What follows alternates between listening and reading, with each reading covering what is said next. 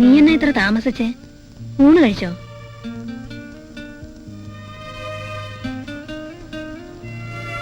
എന്നതാടാ ബേബിച്ച?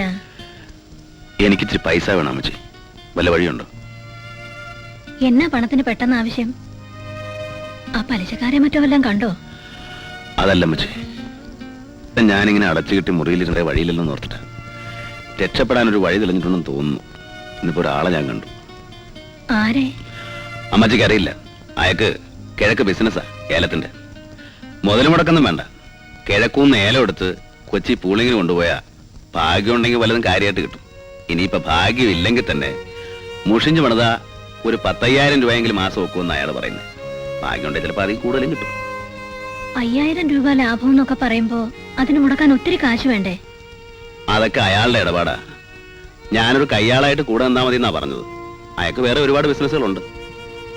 ആരാ ഈ അയാള്? അമ്മച്ചിക്ക് അറിയില്ല. അപ്പച്ചനൊരു പഴയ കൂട്ടുകാരനാ. ഒന്നും വേണ്ടെന്ന് അയാൾ പറഞ്ഞാലും എന്തെങ്കിലും ഒരു കൈക്കാശ് വേണ്ടെന്ന് ഓർത്തിട്ടാ.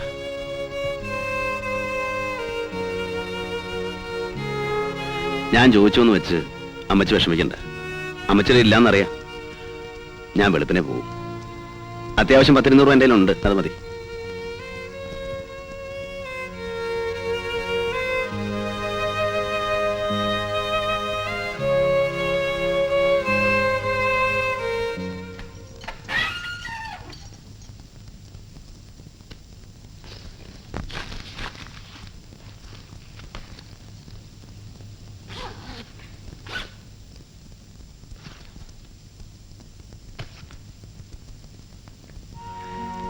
എന്താ അമ്മച്ചി?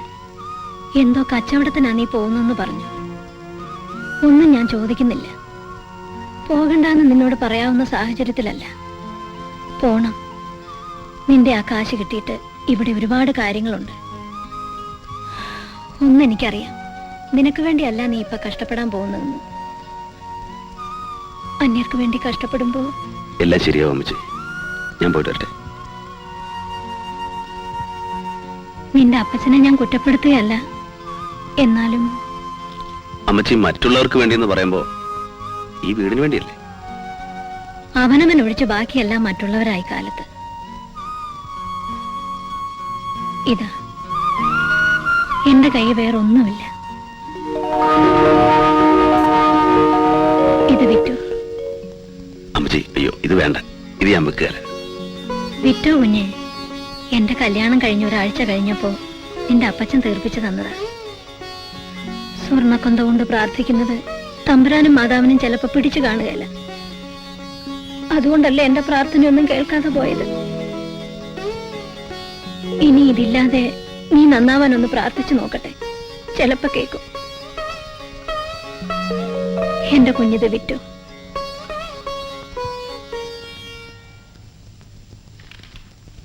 നിങ്ങൾക്ക് അറിഞ്ഞൂടെന്നാണ് മൂപ്പരെ, നമ്മൾ പരമ്പരയായിട്ട് ചെയ്തുകൊണ്ടിരുന്ന ബിസിനസ്സായത്.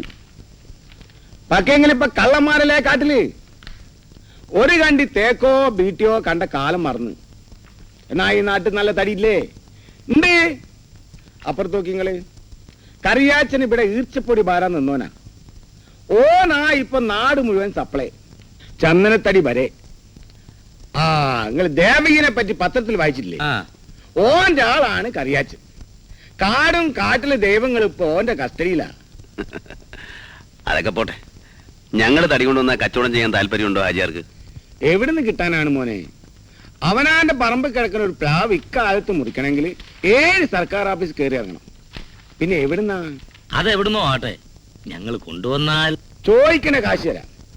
നമ്മളെ കച്ചവടം ഒന്ന് കൊഴിപ്പിക്കാം. എന്നാലൊരു ചെറിയ തുക അഡ്വാൻസ് തന്നൂടെ ആചാരെ? ചില്ലറ ചെലവിനാണ്. ആഹാ, ഇനിയിപ്പൊ അതും വേണാ? വിശ്വാസമില്ലെങ്കിൽ വേണ്ട. അതെന്താ നിങ്ങൾ അങ്ങനെ പറയണേ? അല്ലറ ചില്ലറ കടപ്പാടുങ്ങൾ അപ്പനായിട്ട് ഞമ്മക്കുണ്ട്. വിശ്വാസക്കുറവൊന്നും ഉണ്ടായിട്ടല്ല. 10,000 ഉറുപ്പിയുണ്ട്. ചരക്ക് മുന്തിയതായിരിക്കണം. അത് ഞങ്ങൾ കൊണ്ടുവരുമ്പോ കണ്ടോ.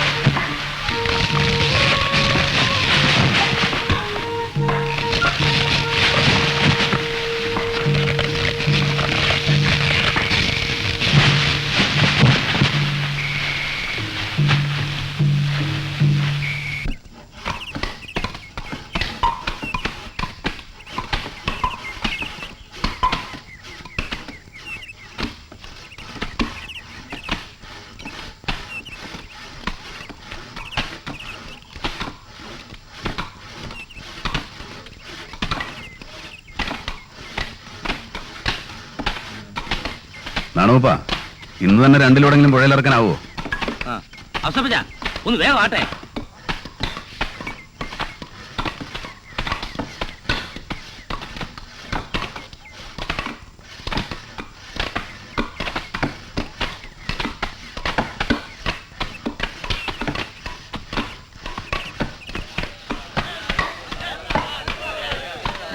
കള്ളന്മാര് മരം പറ്റി കൂട്ടിട്ട്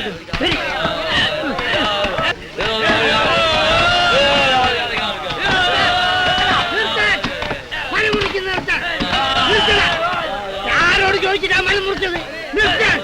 ഞങ്ങള് മലദൈവങ്ങളെ കാണാണത്. മരം മുറിക്കരുത്, എല്ലാം പോയി വെട്ടി കൊന്നുകളയും. പോയി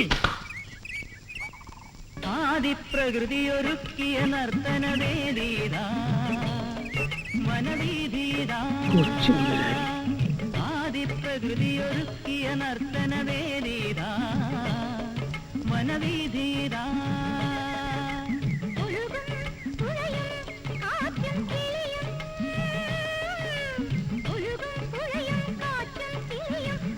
തങ്കനിത് വിശ്വസിക്കാൻ കഴിയുന്നില്ലല്ലേ? കഴിയില്ല. കാടും മരങ്ങളും പോയ നാടും മനുഷ്യരും നശിച്ചു പോകുന്ന ഞങ്ങളെയൊക്കെ പറഞ്ഞു പഠിപ്പിച്ചിട്ട് ഇപ്പോ ആ പഴയ കൊച്ചുമുതലാളി അല്ല തങ്ക ഞാനിപ്പോ. ആദർശങ്ങളൊക്കെ പറയാം, പഠിപ്പിക്കാം. പക്ഷേ ഇന്നത്തെ കാലത്ത് അതൊന്നും ചെലവാവില്ല. അങ്ങനെ വേറെ ചില കാര്യങ്ങളൊക്കെ ഞാൻ പഠിച്ചിട്ടുണ്ട്, നിങ്ങളെ പഠിപ്പിക്കാത്ത ചില കാര്യങ്ങൾ. നിങ്ങൾക്കിപ്പോൾ അതൊന്നും പറഞ്ഞാൽ മനസ്സിലാവില്ല. ഇനിയിപ്പോ ഞങ്ങൾ എന്ത് ചെയ്യണം കൊച്ചു മുതലാളി? ആയുധങ്ങളും കൊണ്ടല്ലേ വന്നിരിക്കുന്നത്. വേണമെങ്കിൽ ശിക്ഷിക്കാം, അല്ലെങ്കിൽ സഹായിക്കാം. കറുപ്പ ചെമ്പ കൊച്ചു മുതലാളി പറഞ്ഞു കേട്ടില്ലേ? അങ്ങോട്ട് സഹായിക്കില്ലടാ.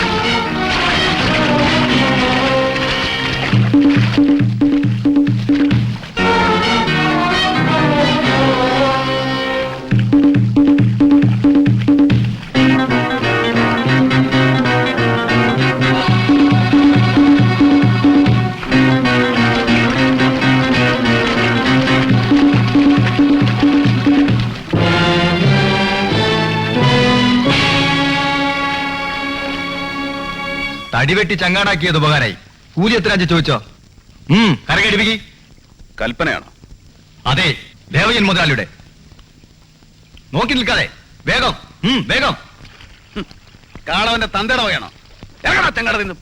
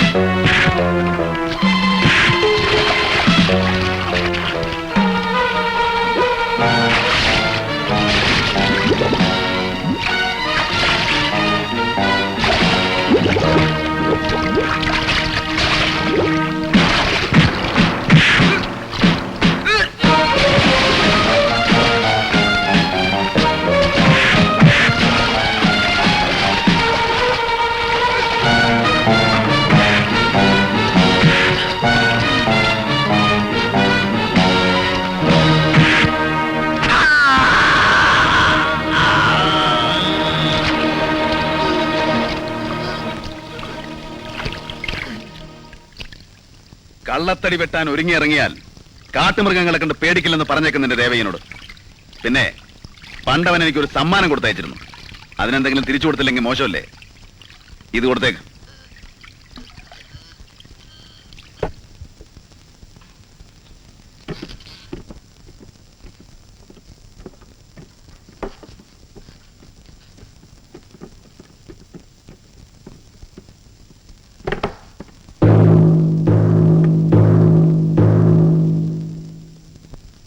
എന്താ അത്?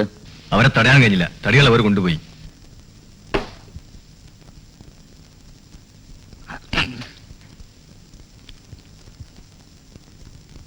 മഠയന്മാർ കള്ളത്തടി വെട്ടാൻ ഒരുങ്ങിയിറങ്ങിയെങ്കിൽ കാട്ടുമൃഗങ്ങളെ കണ്ട് പേടിക്കില്ലെന്ന് പറയാൻ പറഞ്ഞു ബേബി.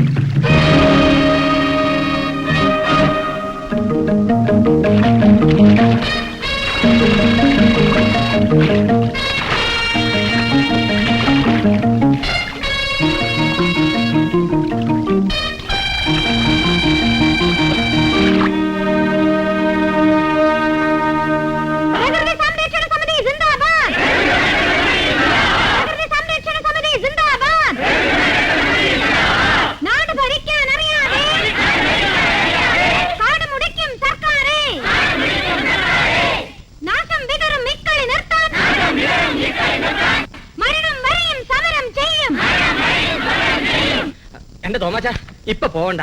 ഇവര് പറയുന്നു പ്രകൃതി സംരക്ഷണക്കാര് ജാഥയും പ്രകടനവും ഒക്കെ നടത്തുന്നുണ്ടെന്ന്. അതിന്റെ ഇടയിലെങ്ങാനും പെട്ടുപോയ അഡ്രസ് കാണുകയല്ല കേട്ടോ. എടോ കുറെ എംബോക്കികൾ ജാഥയും കൊണ്ട് വരുന്നുണ്ടെന്ന് പറഞ്ഞ് ഞാൻ വീട്ടിൽ കയറി അടയിരിക്കണം. താൻ കയറോ? അല്ല, ഞാൻ വന്നാലെങ്ങനെ? എനിക്ക് നമ്മുടെ പാർട്ടി സമ്മേളനത്തിന് ജാഥയ്ക്ക് ആളുകളെ സമ്മേളനവും ജാഥയും തനിക്ക് പേടിയുണ്ടെങ്കിൽ അത് പറഞ്ഞാ പോരെ. വയസ്സിന് മൂപ്പും പാർട്ടിയിലെ പ്രമാണത്വവും ഞാൻ നോക്കത്തില്ല കേട്ടോ. എനിക്ക് പേടിയുണ്ടെന്ന് പറഞ്ഞാൽ എന്റെ നിറം ഇറങ്ങട്ടോ. തന്റെ നിർമ്മാറ്റം ഞാൻ കുറെ കണ്ടതല്ലേ. എന്ത് നിറം കണ്ടേ? നിർത്ത്. താൻ വരുന്നില്ല, വരണ്ട. ചാക്കോച്ചൻ കയറ്. താൻ ഒരു പണി, ആ പോലീസ് സ്റ്റേഷൻ ഒന്ന് വിളിച്ചു പറ. ഞാൻ ആ വഴിക്ക് വരുന്നുണ്ട്. പ്രകൃതി സംരക്ഷണക്കാരെ അവര് കൈകാര്യം ചെയ്തോളൂ. ഇപ്പൊ തന്നെ വിളിച്ചു പറഞ്ഞേക്കാം. നാട് ഭരിക്കാൻ അറിയാതെ കാട് മുടിക്കും സർക്കാരേ, നാശം വിതറും മിക്കളി നിർത്താൻ മരണം വരെയും സമരം ചെയ്യും. കള്ളൻ ദേവയ്യനെ ഉടൻ കസ്റ്റഡിയിലെടുക്കുക. സർക്കാരിന്റെ അനാസ്ഥ അവസാനിപ്പിക്കുക. വനം വകുപ്പ് മന്ത്രി തോമസുടൻ രാജിവെക്കുക. ദേവയ്യനെ ഉടൻ അറസ്റ്റ് ചെയ്യുക. വനം വകുപ്പ് മന്ത്രിയുടെ ഇരട്ടത്താപ്പ് നയം ഉടൻ അവസാനിപ്പിക്കുക. നിർത്ത്. ഞാൻ എന്ത് ചെയ്യണമെന്നാണ് നിങ്ങളൊക്കെ പറയുന്നത്? കാട്ടിൽ പോയി തപസ്സിരിക്കണോ?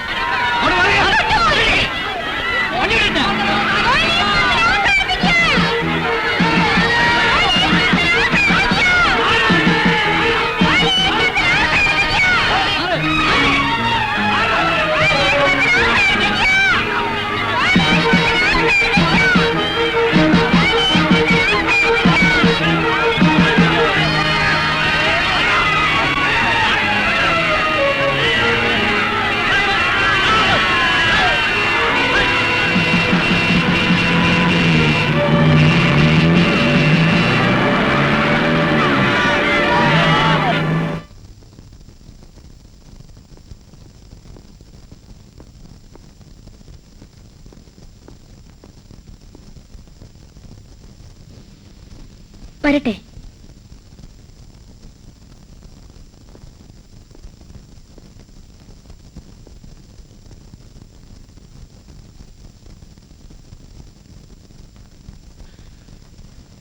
ഉഷ പ്രകടനത്തിന് പോകണ്ടെന്ന് ഞാൻ പ്രത്യേകം പറഞ്ഞതല്ലേ?